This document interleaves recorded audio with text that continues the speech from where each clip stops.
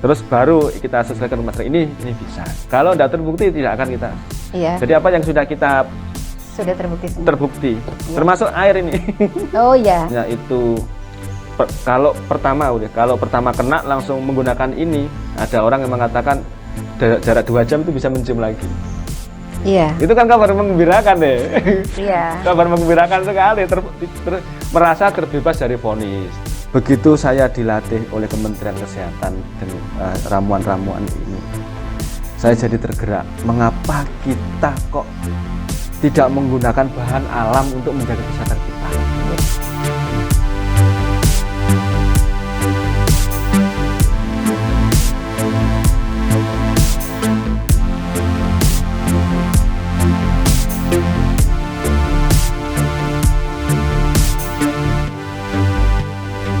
Assalamualaikum warahmatullahi wabarakatuh.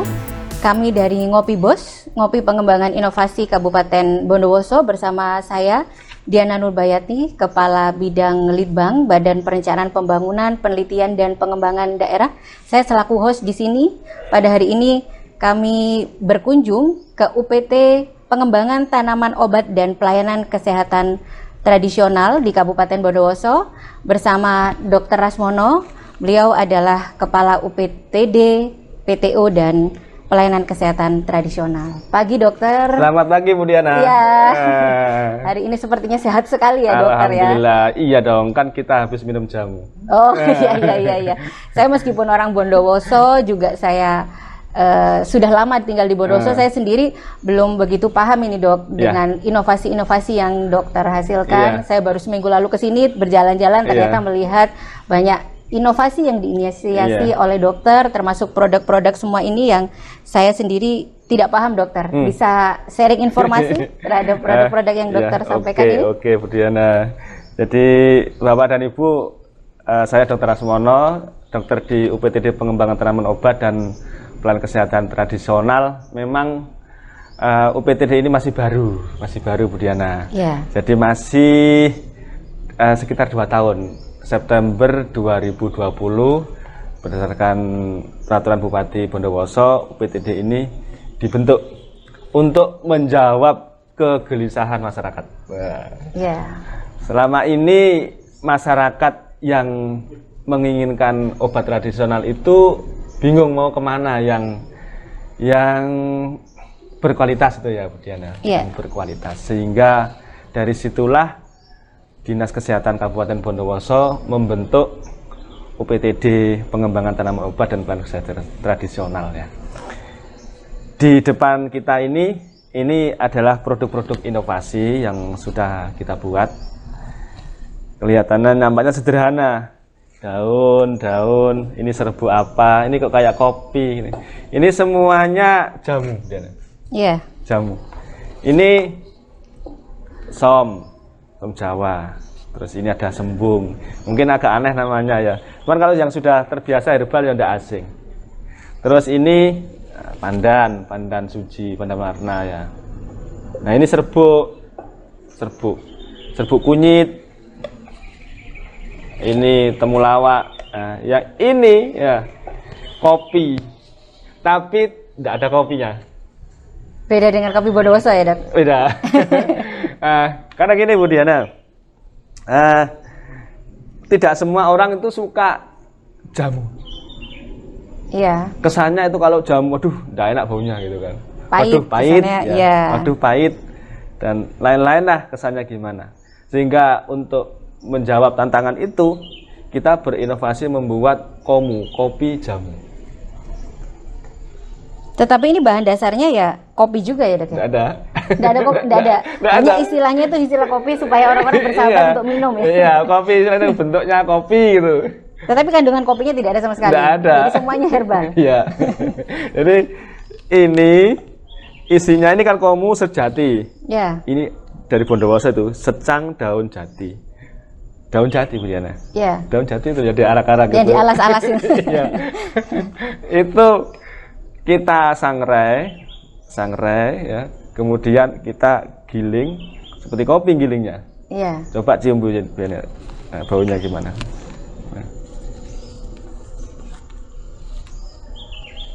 Baunya ini ya, Dok. Baunya bau bukan kopi ya, tapi seperti bermacam-macam, ada jahenya bukan? Iya, rempah-rempah memang. Mirip ini, apa namanya? Mirip-mirip ada bau wedang uwo. Iya, ini ada secang, ada daun jati, terus ada jahe merah yang kita gunakan. Ada kapulagonya juga. Ya. Nah, cara penggunanya sama seperti kopi diseduh seperti biasa. Dan untuk kegunaannya lebih menjaga kebugaran gitu ya? Iya, jadi jamu asli kan jamu sejati seperti bentuk gini ya. Cuman karena inovasi supaya bisa dikonsumsi orang, untuk kesannya itu kan untuk minuman sehari-hari. Kalau orang minum jamu itu kan kesannya, waduh aku sakit gitu kan? Iya, betul. Waduh aku sakit nih. Ini enggak, ya memang dibuat sehari, harapannya seperti itu. Harapannya ada di dapur-dapur ibu-ibu gitu, untuk suguhi suami, diminum sendiri, tamu. Nah, harapannya seperti itu. Jadi kalau orang itu bisa secara massal mengkonsumsi jamu dalam bentuk seperti ini, insya Allah sehat. Secang daun jati itu untuk mencegah kencing manis, kolesterol, terus asam urat. Jadi dengan minum kopi, dengan minum komu, secara tidak langsung menjaga kesehatan. Gitu. Ya. Ini inovasinya seperti itu. Ini saya juga heran yang lihat ini, Dok. Cemara kipas. Saya tahunya kan cemara itu ditanam untuk hiasan ya, bunga-bunga. Kalau ini serbuk kelor ini mungkin lebih masyarakat ini sudah familiar orang-orang dengan serbuk kelor, tetapi yang ini untuk konsumsi minum ya, Dok. Iya, diseduh. Iya, laos dan macam-macamnya. Dan yang menarik ini sebetulnya ketika inovasi tanaman obat yang herbal ini kemudian diproduksi dan juga dengan pengawasan dokter, yang biasanya masyarakat kan yang di situ yang kita kadang-kadang khawatir kalau minum jamu terus nanti organ lainnya kena, karena kita tidak tahu. Kadang-kadang ada bahan kimia juga kan. Kalau yang kita tidak tahu peredarannya juga yang beredar banyak di masyarakat itu, yang kemudian orang beranggapan bahwa ketika minum ini banyak efek bahayanya ya. Ini yang menarik di sini adalah ketika herbal di sini itu juga sudah dikemas, dan bagaimana juga ini sudah ada takaran-takaran yang tertentu supaya juga tidak berdampak terhadap kesehatan kita yang lain. Ada dosisnya.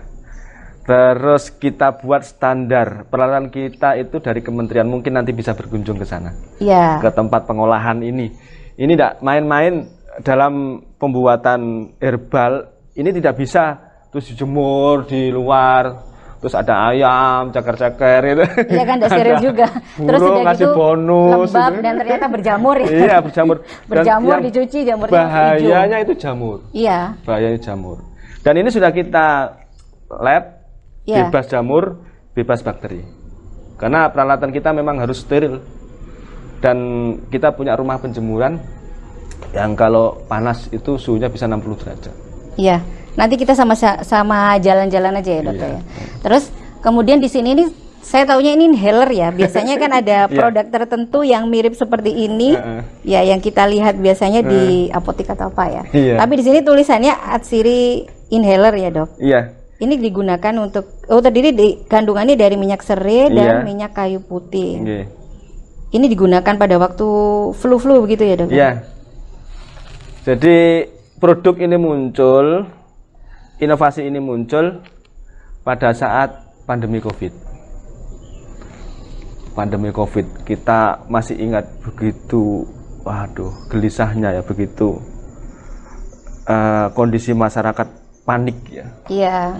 Panik mau kemana ini ketika COVID. Begitu tidak bisa mencium bau, langsung lari itu, sembunyi ke kamar itu.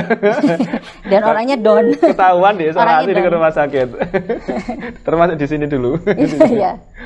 Dan ini produk kita berdasarkan hasil riset yang bukan di sini tapi risetnya. Hasil riset dari farmasi, dan kita membuat sediaan yang tidak membahayakan, dan ini memang tidak ditelan sehingga tidak membahayakan. Cukup ini dihirup seperti inhaler yang lain. Dan alhamdulillah hasilnya bagus. yang awalnya itu kalau pertama kena langsung menggunakan ini, ada orang yang mengatakan jarak 2 jam itu bisa mencium lagi. Iya. Itu kan kabar menggembirakan deh. Iya. Kabar menggembirakan sekali, merasa terbebas dari vonis. Tapi kan ini bukan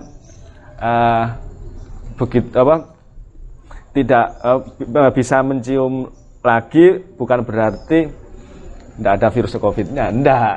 Iya. Cuman ini kan mengurangi keluhan-keluhan yang meresahkan. Kan resah sekali itu tidak bisa mencium dong. Nah, setelah pandemi COVID, ternyata orang-orang masih menggunakan ini. Karena untuk flu-flu itu enak. Dibawa ini ke gunung, kemana dibawa di saku. Jadi ini isinya 50% minyak serai, tanaman serai ya, serai minyak atau serai merah. Ada tanamannya di sini ya. Terus 50% kayu putih. Nah, kayu putihnya kita datangkan dari Madiun karena tidak ada pohon kayu putih di sini. Iya. Suling, murni. Karena kalau tidak diinovasi dalam bentuk gini kan kita juga bingung dong gimana caranya menghirup kayu putihnya gimana enak caranya. Ini.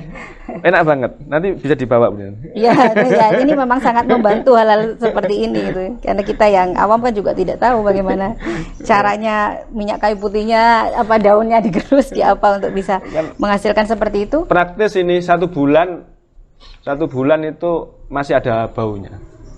Masih ada baunya. Jadi efisien banget. Menghalau flu lah, mempercepat penyembuhan, meredakan juga. Kalau kantor kena flu kan bisa kena flu yang lain, akhirnya pada izin. Iya.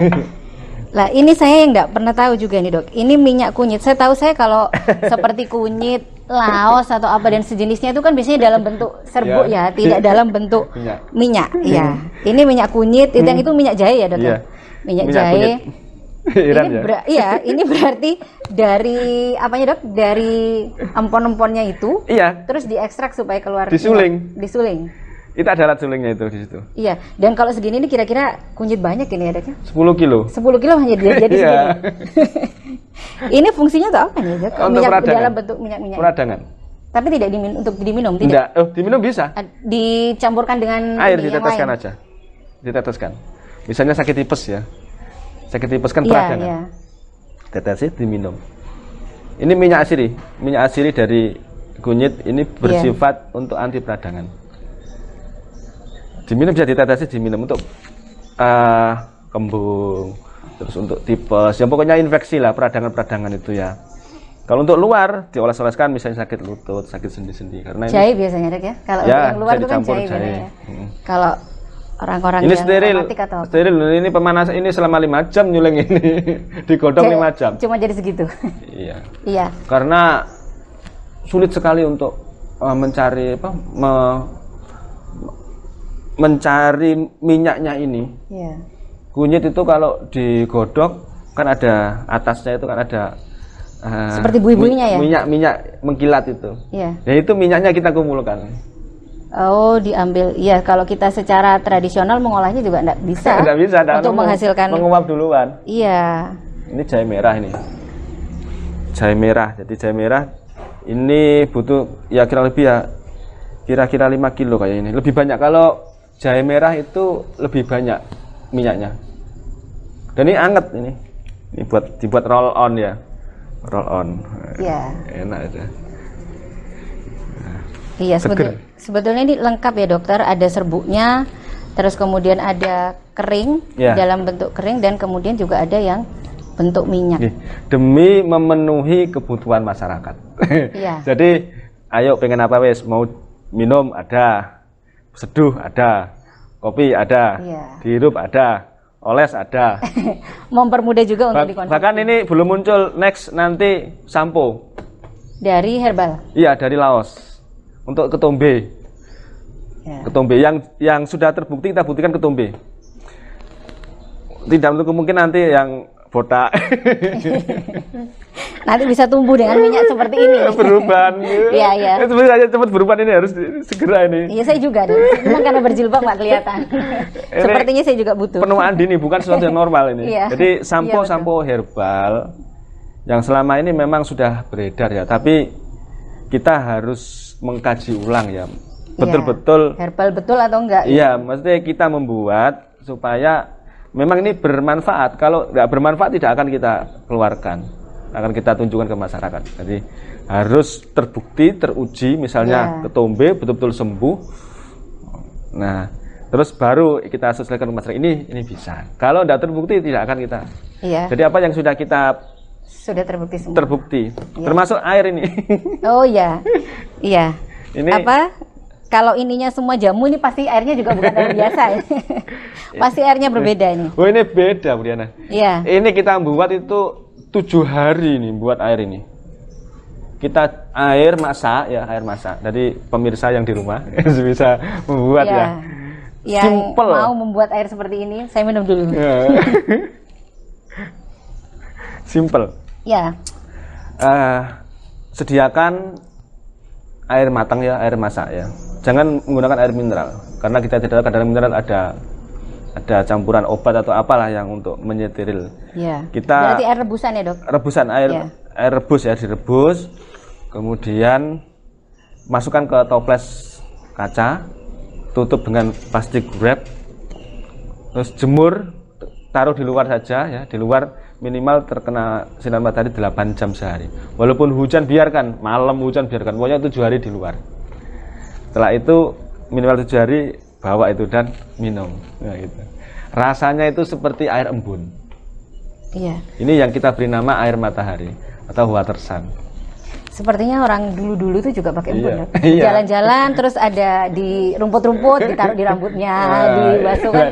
Kalau sepertinya zaman dulu kan menggunakan air embun, cuman karena sekarang kan mungkin susah cari embunnya. Nyari embun susah. Embunnya beda lagi. Iya. Embunnya mengandung asam. Karena awan ini sudah tercemar oleh asam pabrik itu, sulfat, nitrat itu kan. Itu kan ikut keluar itu, jadi belerang dari pabrik asapnya itu, sehingga awannya ikut tercemar. Dan ketika hujan, tanaman cabai apa jadi jadi purut-purut itu. Jadi harus diinovasi seperti ini supaya kita tetap berasa seperti minum embun itu. Tetap sehat gitu. Dan ringan. Ya. Rasanya tuh ringan. Artinya cepat meresap kalau ringan, sehingga untuk minum 2 gelas ini masih kurang karena ringan. Jadi kalau biasanya kan kita malas minum, begitu minum 1 gelas kan sudah penuh. Iya. Kenapa penuh? Tidak cepat terserap. Kalau ini cepat terserap. Dan yang sudah membuktikan pasien-pasien sakit jantung. Minumnya sudah pakai ini ya? Minum ini, saya anjurkan minum ini dan enteng gitu. Jadi kalau pakai bensin itu Pertamax lah. Kan apa yang di atasnya Pertamax ya? Tubuh kita juga harus dijaga juga ya, Dok. Jadi nggak tertahan. Bahan kimia. Ada pertanyaan gini mungkin. Loh, kalau pasien jantung katanya suruh minum sedikit. Iya. Beda dengan ini. Hasilnya coba dicek. Kalau minum ini 2 gelas, keluarnya banyak nanti, mungkin hampir 2 gelas. Sehingga stabil, tidak membebani jantung. Tubuhnya tidak mengandung air. Iya, ya? Jadi nggak berat jantungnya. Nah, mengapa orang dokter menasihati kalau sakit jantung, terutama bengkak jantung, terus itu minumnya dibatasi. Iya. Nah, tapi kan tergantung keluarnya. Kalau keluarnya banyak, kenapa tidak? Karena dengan minum ini membersihkan racun-racun di dalam, terus ikut keluar lewat kencing. Nah, air matahari ini, water sun ini kita membuat air ini menjadi partikel, menjadi nano. Iya. Jadi yang kalau H2O ya, kalau ilmu kimia H2O di air biasa itu ngerempel. H2-nya bukan satu-satu, penting ngerempel ketika diminum ya masih ngerempel sehingga penyerapannya lambat. Tetapi kalau dijemur dia terurai. Jadi terbentuk klaster-klaster kecil namanya nano. Yeah. Ilmu ini saya dapatkan dari seorang dokter fisika, bukan saya. Guru saya dokter fisika. Sehingga kita aplikasikan. Kenapa tidak? Ini kan mudah, Bu Diana. Yeah. Mudah. Dan harus tersosialisasikan juga, Dok. Karena yang seperti kita yang awam juga tidak tahu dan cara prosesnya juga gimana nggak? Bisa gini gampangannya, ambil botol kaca bekasnya sirup itu ya. Kalau yang petani-petani isi cantolnya di sawah aja, dicantol kan di sawah terus itu. Dibiarkan di situ ya, selama 7 hari. 7 hari. Ada cara lagi yang kalau bisa dilakukan pakai gentong ya. Gentong dari tanah liat. Tanah liat, taruh di luar, diisi air, tutup. Nah. Kalau nggak ditutup nanti muncul jentik-jentik. Nah. Iya, betul. Enggak 3M. Malah jadi demam berdarah. Biarkan di situ. Biarkan di situ.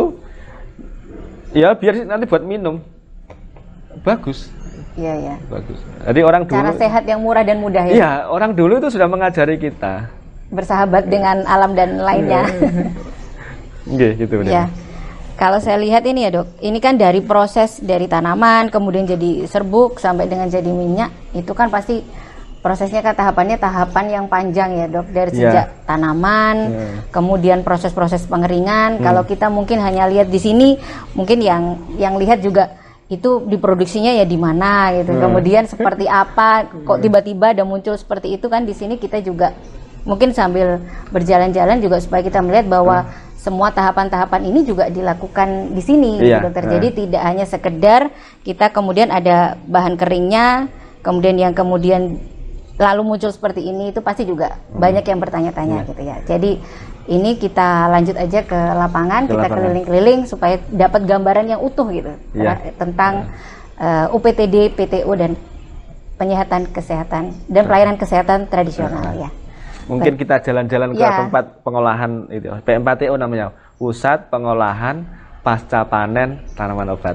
Iya, mungkin sedikit juga nanti berjalan ke kebun herbalnya, kemudian kita juga ke penjemurannya ya, pengeringannya ya, kemudian pasca itu dan sampai bagaimana di packing sehingga muncul seperti ini, dan juga ditunjukkan bagaimana proses ini juga steril sehingga aman juga dikonsumsi bagi masyarakat yang ingin mengkonsumsi jamu tapi di bawah pengawasan medis gitu ya. Kita lagi berkeliling ke kebun tanaman herbalnya, tanaman obat yang tadi sudah dokter jelaskan untuk menjadi serbuk, kemudian juga untuk bermacam-macam yang minyak. Ini ada satu tanaman ya dok, ini mahkota dewa. Iya betul, ini favorit kita. Terkenal kalau sudah matang itu buahnya warnanya merah. Tapi kalau cara ngolahnya salah itu bisa mabuk itu dok? Beracun. Bisa keracunan? Iya. Karena dulu orang kan kiranya tidak harus dikeringkan dulu pada waktu masih viral-viralnya itu kan banyak yang salah juga. Harus dikeringkan ini, harus dikeringkan. Kalau tidak dikeringkan mabuk karena kandungan taninnya tinggi, kandungan saponinya tinggi. Jadi mas begitu diminum, apalagi geprek gitu terus diminum mencret nanti karena seperti sabun ini. Sabun itu seperti sabun. Mencuci dan mencuci penyakitnya juga. Tapi kalau kebanyakan larut yang lain juga ikut larut. Jadi ini kita organik Bu Diana. Organik. Ini bisa di bawahnya. Dengan sampah. Sampah ini. Ini kita tidak gunakan pupuk-pupuk kimia. Kita menggunakan pupuk-pupuk sampah. Jadi kalau makan buang di sini. Jadi bukan berarti ini sampahnya tidak ada manfaatnya. Oh, bermanfaat nanti. Sampahnya adalah untuk pupuknya tanaman obatnya. Iya, kita semprot mikroba. Terus kita paprasi, dikembalikan ke sini lagi. Jadi sama sekali tidak menggunakan pupuk kimia dan sama sekali tidak menggunakan pestisida kimia. Kita membuat pestisida sendiri loh. Dari minyak goreng. Wah, nanti kalau ada waktu lain lagi nanti panjang soalnya. Nyambung ke minyak goreng. Minyak goreng, minyak jelantah kita buat pestisida. Wah, dulu ini sebelum kita membuat pestisida organik dari minyak goreng itu banyak kutu kebulnya yang hitam-hitam. Oh, sulit ini, kutu kebul itu paling sulit dipatasi ya. Dan kalau disemprot dengan bahan kimia kan malah jadinya terpapar oleh kimianya. Bukan obat lagi nanti. Jadi racun malah. Kita lanjut ke mana ini? Ini ada tanah terkenal ini sembung ini. Iya, itu untuk emah ya. Ini sembung. Ya, ini sembung ini. Dulu ini sembung untuk emah, untuk mendinginkan organ dalam. Ya, bukan hanya untuk emas sih sebetulnya, untuk masalah organ dalam tipes, terus liver, penyakitnya ke dalam. Infeksi dalam bagus didinginkan dengan menggunakan sembung. Sepertinya ini tanaman di kebun-kebun ya, Dok, kalau lihat. Lihat, enggak ada. Cuman bukan ya, nanti khawatir salah juga yang ada di Bukan. kebun-kebun di lahan Ini saya dapatkan dulu, ada teman di Surabaya, terus kasih bibit, kita tanam di sini. Sebelumnya memang kita kesulitan, dulu itu kita kesulitan. Karena mulai langka juga ya. Langka, saya cari di sampel cuma nemu satu pohon, di sampel gunung sampel satu pohon. Itu pun kita bawa ke sini jadi mati. Nah, begitu ini sudah rimbun, ini tumbuh bunganya ini kan. Iya. Ke sebelah-sebelah itu iya. juga ya, Dok ya. Sudah kita banyak sekali sudah, jadi melimpah sudah sekarang. Jadi ini kita keringkan nanti. Kita gunakan sembung ini, kita keringkan dulu, kemudian kita racik berdasarkan ada takarannya. Ya. Ini ada sembung, terus ada Ini. macam-macam ya. Oh, ini serai. Ini serai tadi yang saya ceritakan. Ini serai merah ya, bukan serai dapur. Oh, bukan serai yang dibuat masak gitu ya, Dok? Iya, jadi daunnya ini bisa kita potong, kita pakai arit, ini alat ini ya. Iya. Nah, coba dicium Bu Diana. Ini daunnya, oh anu ya, Dok, mirip yang jadi minyak ini ya. Iya, yang Baunya lebih ke minyak, bukan yang serai putih ya. iya, ini serai minyak yang biasa itu loh, minyak gosok. minyak tawon. Iya. Baunya minyak tawon sekali ya. Iya, memang bahan minyak tawon ini Iya. yang terkenal itu. Berarti dalamnya itu akarnya juga agak merah berarti ya. Beda Merah. dengan yang serai Memang putih merah. untuk masak itu. Iya, pedes ini. Ini disuling menggunakan minyak ini yang dipakai tadi untuk inhaler itu. Yang disuling apanya, Dok? Daunnya? Akarnya? Enggak, daunnya. Daunnya juga. Jadi kalau kita budidaya serai merah itu Gimana terus memanfaatkan minyaknya, cukup daunnya, nggak boleh dipotong. Jadi 5 cm di atas merah, nggak boleh bawahnya, karena kandungan minyaknya ada di daun. Di daunnya. Di daun. Makanya baunya di daunnya ini kuat ya. Kuat bau minyak tawon ini. Iya. Ini untuk nyamuk, anti nyamuk juga. Jadi Iya. kalau nemu di hutan ini terus minyak ini dioles-oleskan aja Dioles-oleskan. untuk menghalau Nyamuk. Cuman ini sensitif. Kalau dilihat dari atasnya nggak ada beda dengan serai putih. Nggak ada bedanya. Hanya dilihat dari baunya aja. Dari baunya sama warnanya itu.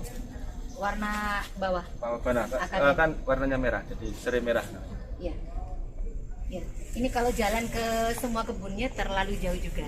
Jadi kita langsung aja ke tempat rumah kaca ya, Iya. ya untuk proses pengeringan. Iya. Jadi sudah berjalan-jalan di kebun obat tanaman obatnya, kita ke ini ya. Ini ada laboratorium penyulingan. Ini ya. ada semua, ada ruangan-ruangannya tersendiri sebelum kita di tempat pengolahan nanti ya untuk penjemurannya, Dok. Ini laboratorium fitokimia. Iya, untuk labnya. Untuk menguji Ya. Iya.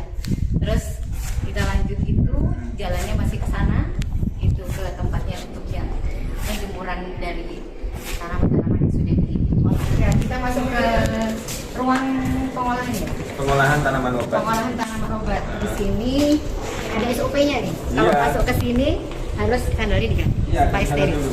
Ini ada tulisannya nih, batas sepatu sandal. Iya. Jadi sepatu ini yang dari luar tadi harus diganti dulu Ganti sandal. dengan sandal supaya steril. Jadi benar-benar bersih ya. Iya. Ya. Terus ke ini ada Simplicia. Iya. Sudah tadi kita masuk sini, di sini ada ruang pencucian. Iya. Jadi sebelum dijadikan serbuk ini dicuci dulu di sini. Dicuci dulu. Ada ruang Itu pencucian. ada, kita punya SOP. Ada SOP, proses pencuciannya juga ada SOP-nya. Jadi setiap hari itu untuk menjaga bagaimana kestabilannya dalam proses pencucian, dari SOP-nya tanaman menggunakan air bersih. Jadi tahapan-tahapan ini harus diikuti supaya nanti yang dihasilkan itu juga higienis. Iya. Ya. Lanjutnya ada ini loh. Penirisan. Ada penirisan. Di sini ruang penirisannya. Penirisan. Dari basah kayaknya di sini. Iya. Jadi nanti dituliskan di sini. Tanda saatnya masuk ke sini ya. Ya, di atas. Di sini. Pas bahannya sudah dijemur ini. Iya. Setelah ditiriskan, kemudian ke Diraja. Itu ruang perajanan. Perajanan tulisannya. Ini alat perajangan kita harus stainless ini. Harus terbuat dari stainless ini. Iya, supaya tidak berkarat. Iya. Iya. Jadi derajatnya di sini sesudah dirajang, dijemur. Iya. Ruang penjemuran, kalau penjemurannya di luar. Di ruang kaca itu ya, di rumah kaca. Di rumah kaca itu berarti kita keluar nih ke ruang penjemuran. Sekarang kita keluar dari gedung ini, kita masuk ke ruang penjemuran. Di sini tanaman obatnya itu dijemur, sehingga ini yang tadi sudah seperti disampaikan dokter, bedanya tidak ada jamur, kemudian kelembapannya juga terjaga. Ruang penjemuran ya di sini suhunya terjaga ya dokter. Iya. Karena di situ juga ada exhaust hangat ya. Iya, hangat ya di dalam itu. Seperti dijemur saya. Bisa buat sauna di sini. Iya. Ini kalau juga menyesuaikan dengan hujan atau panas gitu ya dok. Iya. Di sini ya. Jadi hujan ya aman di sini, tetap hangat di sini. Ada pemanasan juga. Kita pakai ada monitor suhu. Iya. Monitor suhu. Jadi supaya keringnya sempurna, terus kandungannya juga tetap terjaga sesuai. Ya terjaga.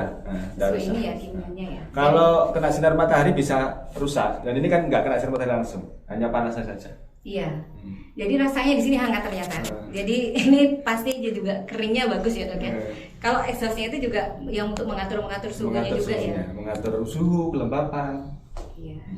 Jadi benar-benar terstandar ini ya untuk demi menjaga kualitas. Iya. Kita masuk ke ruang pengemasan. Jadi ruang-ruangnya itu banyak ternyata sampai menghasilkan produk itu ya. Jadi tahapannya panjang. Sebelum kita panen itu yang tadi herbal yang sudah dijemur, kita cek dulu kadar airnya di sini ya. Kita cek kadar airnya, begitu kurang dari 10 baru kita ambil. Kemudian kita kemas bisa dengan vakum sealer ini untuk ngemas pakai ini. Iya. Alatnya ini. Supaya bisa kita sedot itu udara yang di luar. Setelah itu dikemas ini ya. Untuk kemasan seperti ini. Untuk kemasannya seperti ini. Itu dari sealernya tadi itu. Dan kemudian kita simpan di gudang sana. Nah, ada gudangnya sana di sebelah. Kalau untuk prosesnya sampai dengan ruang penyimpanan di sini udaranya disesuaikan ya, karena sudah ada AC yang diatur suhunya supaya suhu 20 derajat, kelembapannya 61. Iya, jadi sudah diatur supaya tidak berjamur dan tetap kualitasnya ini terjaga. Di sambil loto. Keringnya tetap hijau ini ya dok ya? Tetap hijau. Karena memang jenis daunnya mungkin ya? Iya, tanda kualitasnya baik itu kalau warnanya tidak berubah banyak. Oh iya, ini hijaunya bagus seperti daun aslinya. Termasuk ini juga ya, warnanya masih warna aslinya. Dan di sini ada ruang stok barang.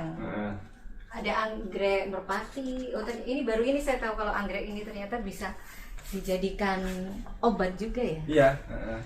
Kartu. Oh, ini setiap hari dicek ya dok, supaya jumlah pasokannya itu tetap ada ya, supaya stok barangnya tetap ada. Nanti mana yang kurang itu yang kemudian kita cari, kita processing ya, kita olah. Iya. Bambu kuning juga macam-macamnya ini di stok barangnya cukup banyak juga sebetulnya dok. Ini ruangan yang terakhir, apotik herbal di sini. Jadi di sini bisa dilihat ada macam-macam yang sudah kemasannya kecil-kecil dibanding yang tadi di ruang pengemasan ya dok. Tadi kan gudang, jadi di sini itu tempat displaynya untuk herbal-herbal yang mau diracik. Jadi di sini tempat meracikan. Nanti begitu ada pasien, saya tulis resep, terus apotek nanti racik sesuai resep. Dikemas, nanti dikemas seperti ini. Nah, kemas seperti ini sudah. Ini sudah satu resep sudah. Satu bungkus ini 1 hari. Permisi sudah kabel namanya. Mirip dengan kita waktu tebus obat ya. Sama dengan kita tebus obat di apotek. Jadi tidak ada nama-namanya. Cuman isinya daun. Herbal. Isinya ada herbal, ada petugasnya juga, di situ ada loketnya juga. Kemudian di sini juga pasti banyak yang nggak tahu kalau bambu kuning seperti saya ini, banyak yang nggak tahu kalau bambu kuning bisa dikonsumsi untuk obat. Kemudian yang lain-lain ini jumlahnya cukup banyak ya dok. Jadi didiagnosa dulu ya, didiagnosa dulu, terus kemudian yang sesuai untuk kesehatannya yang mana-mana gitu ya, nanti diracik ya dok ya. Iya. Timbang juga. Jadi sudah masing-masing orang berbeda, tidak asal diminum. Ya, tadi dokter sudah saya diajak dokter tadi berkeliling di tanaman, kemudian di ruangan-ruangan tadi sampai di apotek herbal terakhir. Bisa dijelaskan ke saya itu dokter, itu rangkaian itu bagaimana, terus siapa yang pengguna layanan di sini, disampaikan ke saya, dan yang lihat ini pasti juga penasaran itu bagaimana gitu, semua tahapannya ya. Iya, tadi kita sudah jalan-jalan Bapak dan Ibu, jalan-jalan tadi kita ke kebun herbal. Tadi ketemu dengan tanaman mahkota dewa yang terkenal itu. Ya, kita menggunakan pupuk organik, pestisida organik. Kemudian tadi juga kita ketemu dengan tanaman sembung, ya. Tanaman sembung yang digunakan untuk pendingin organ dalam, misalnya untuk emah, untuk tipes, kemudian penyakit lain misalnya liver. Bagus sekali ketika kita menggunakan sembung dan orang tidak panasan ya. Yeah. Nah, tadi juga kita ketemu sama tanaman serai merah. Yeah. Serai merah yang kita gunakan untuk apa? Inhaler ini ya, serai merah. Termasuk digunakan untuk apa? Linu-linu. Kan dipakai untuk apa? Obat oles. Nggak tawon itu loh, Bu. Iya, iya, iya. Itu. Dan kita gunakan juga untuk inhaler ini, untuk flu. Jadi tadi juga kita lanjutkan perjalanan ke mana, Bu? Ke pengolahan ya? Iya, ke pengolahan tanaman obat. Kita tadi ketemu dengan tempat pencucian, harus dicuci itu 3 kali itu nyuci kita itu. Sampai betul-betul itu bersih dengan air mengalir. Nggak boleh air mengendang, harus air mengalir.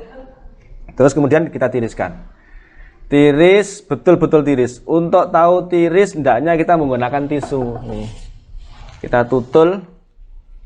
Misalnya kunyit, kita tutul. Kalau masih ada kuning, enggak kuning, apa basahnya. Oh ya. Masih ada airnya, belum bisa diolah. Kalau kita olah, sedangkan masih ada airnya, maka bisa menimbulkan pertumbuhan bakteri. Saat tiris betul, baru kita rajang. Begitu dirajang, kemudian dijemur di rumah kaca itu kurang lebih 3 hari sampai kadar airnya kurang dari 10, baru kita panen. Karena kalau lebih dari 10 juga menimbulkan pertumbuhan bakteri dan jamur. Kemudian kita simpan di gudang tadi, gudang dengan kelembapan kurang dari 80% dan suhu kamar antara 20 sampai 25 derajat. Itu supaya awet di situ, tidak terkontaminasi. Baru kita gunakan di apotek ini. Di apotek sesuai dengan kasus pasien.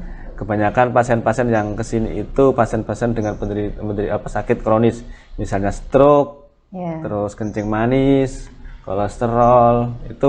Itu bagus sekali dan orangnya lebih sehat ketika menggunakan jambu. Iya, orangnya lebih bugar juga. Iya. Ini terakhir dokter, apa harapan dokter untuk pengembangan ini? Ya, saya sebagai dokter ya, saya sudah lama hanya menggunakan obat-obat saja, mulai dari tahun 2006 sampai 2014. Begitu saya dilatih oleh Kementerian Kesehatan dengan ramuan-ramuan ini, saya jadi tergerak. Mengapa kita kok tidak menggunakan bahan alam untuk menjaga kesehatan kita? Yeah. Lebih baik kan mencegah, Bu, daripada mengobati ya. Lebih baik sehat ya daripada sakit. Ya, itu. Sehingga saya rekomendasikan ke Bapak Ibu sekalian, gunakanlah tanaman obat untuk menjaga kesehatan kita. Memang lebih baik itu tanaman obat dalam bentuk segar, tapi tidak semua tanaman segar itu aman ya, aman. Karena ada kandungan zat khusus, misalnya tadi yang mahkota dewa itu udah bisa harus dikeringkan dulu untuk mengurangi kadar zatnya terlalu keras ya. Gitu. Ketika Bapak dan Ibu ingin menggunakan dalam bentuk kering, gunakanlah bahan yang diolah secara standar seperti yang di pengolahan tanaman obat tadi itu. Karena kalau nggak standar nanti jamur apa dan lain-lain itu, terus bahan aktifnya jadi rusak karena proses. Oleh karena itu harus mengambil bahan dari tempat pengolahan seperti tadi itu, pusat pengolahan pasca panen tanaman obat itu yang masih terjagalah kualitasnya itu. Kalau misalnya menggunakan langsung sebaiknya bahan segar. Dan tentu harus dicuci dulu. Gitu. Nah, untuk konsultasi lebih lanjut bisa ke sini nanti. Iya. Jadi kalau konsultasinya lebih berkunjung ke sini nanti daripada nanti tidak ada bayangan gimana, silakan ke sini, kita terbuka ya. Jam dinas mulai dari Senin sampai Jumat, mulai dari jam 7 sampai jam 2 kita melayani, baik melayani untuk pasien-pasien maupun konsultasi. Konsultasi mengenai tanaman obat dan bisa misalnya UMKM produksi jamu ya, buat jamu yang ingin mendapatkan bahan berkualitas bisa ke sini, bisa ngambil di sini bahan-bahan. Jadi bahan-bahan ini bukan hanya untuk pasien tapi juga bisa digunakan untuk bahan pembuatan jamu. Dan tentunya pembuatan jamu yang bahannya sudah di standar, sudah aman lah. Jadi nggak ragu lagi masyarakat untuk konsumsi. Iya.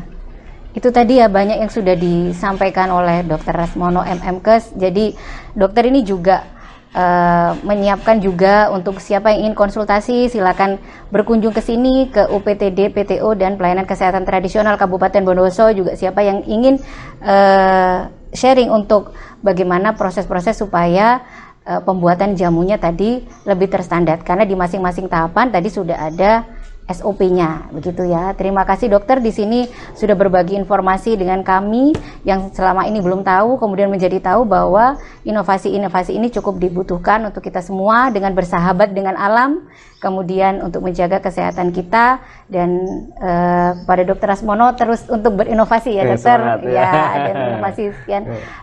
Terima kasih dari kami. Assalamualaikum warahmatullahi wabarakatuh. Waalaikumsalam warahmatullahi wabarakatuh.